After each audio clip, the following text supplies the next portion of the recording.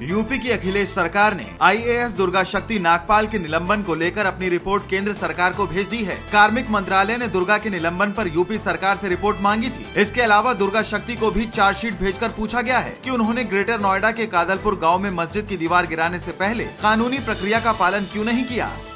IAS Durga शक्ति नागपाल के समर्थन में योग गुरु रामदेव भी आगे आए हैं। हालांकि इन्होंने सीधे सीधे यूपी की अखिलेश सरकार पर सवाल तो नहीं उठाए, लेकिन सोनिया गांधी से भी पूछा है कि रॉबर्ट वाड्रा मामले की जांच करने वाले अशोक खेमका के तबादले पर उन्होंने पीएम को चिट्ठी क्यों नहीं लिखी थी।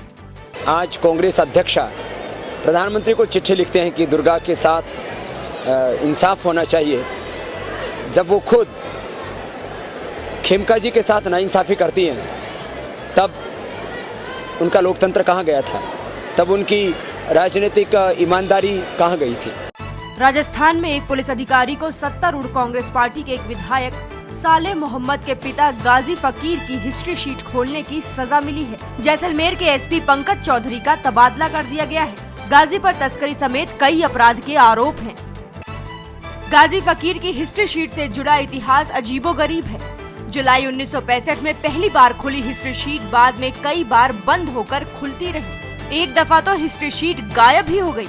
पहाड़ सिंह नाम के एक पुलिस अधिकारी ने तो एक बार उनके पक्ष में टिप्पणी की और बाद में उन्होंने ही हिस्ट्री शीट फिर से खोल दी।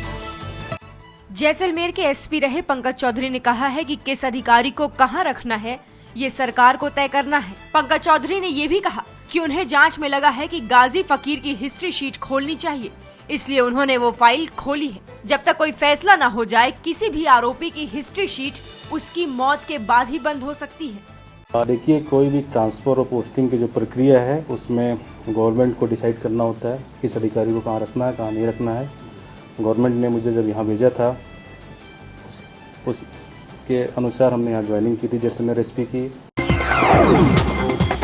जो भी हिस्ट्री शीटर्स हैं उसमें हमारे राजस्थान पुलिस रूल्स मैनुअल्स का हवाला है कि किसी भी व्यक्ति की हिस्ट्री शीट 4.134 के तहत जो है मृत्यु के पहले बंद नहीं हो सकती। आईपीएस पंकज चौधरी ने एमएलए सालेह मोहम्मद पर भी कई गंभीर आरोप लगाए हैं। उनके मुताबिक एक दफा पाकिस्तान का जासूस पकड़ा गया था जो एमएलए के पेट्रोल पंप पर काम कर रहा था। इतना ही नहीं, सालेह ने छेड़खानी के एक आरोपी को पकड़ने गए लोगों से मारपीट भी की थी। व्यक्ति के खिलाफ कोई मुकदमा जिसमें जिले में नहीं है, उसके बाद भी आप उसकी हिस्ट्री शीट खोल रहे हो, तो ये राजनीतिक साजिश नहीं है तो क्या है।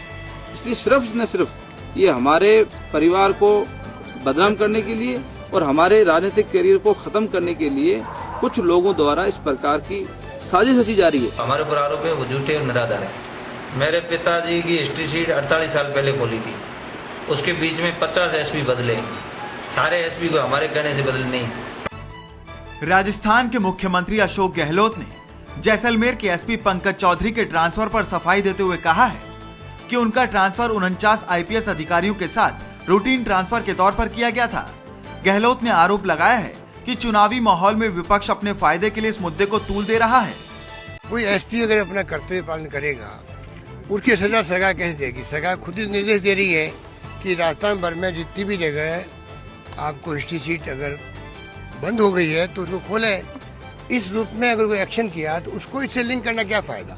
49 पुलिस ऑफिसरों की ट्रांसफर हुई है, लिस्ट हुई है, उसमें एक ऑफिसर वो भी आया जिसके लिए ये न्यूज बनी है। सरकार इस प्रकार के अपराधों पर नियंत्रण का मन ही नहीं रखती है। वो तो जैसा सरकार चाहे वैसा करो, तो वो वास्तव में सरकार की दुर्दशा ही दिखती है। और इसी कारण से राजस्थान का लॉ एंड ऑर्डर की बिल्कुल धज्जियां उड़ गई, क्योंकि अच्छे ऑफिसर इनको अच्छे लगते ही नहीं। जो भी इस वक्त हो रहा है एक पार्टी का बात नहीं है, ये एक प्रशासन का नियम है।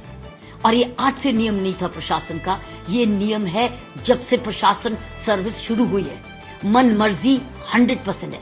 मन मर्जी से आप रुकते हैं, काम से नहीं रुकते, काबिलियत से नहीं, मन मर्जी से। मन मर्जी किसकी होती है? पॉलिटिशियन की और आपके सीनियरों की।